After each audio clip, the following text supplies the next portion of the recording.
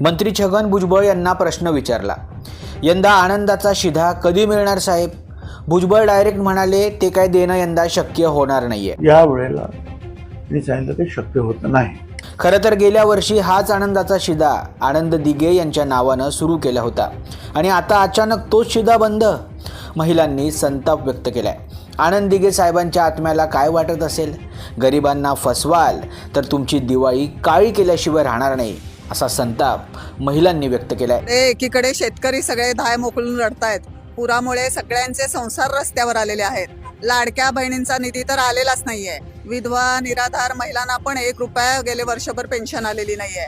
आणि त्याच्यात आता परवा भुजबळ साहेबांनी सांगितले की लाडक्या बहिणींच्या निधीमुळे आनंदाचा शिधा मिळणार नाही। मागच्या वर्षी माजी मुख्यमंत्री एकनाथजी शिंदे यांनी आनंद दिघे यांच्या नावाने, ते कर्मवीर धर्मवीर आनंद दिघे यांच्या नावाने आम्हाला आनंदाचा शिधा वाटलेला आहे। त्यांच्या नावाचा वापर करताय आणि आता बंद करताय।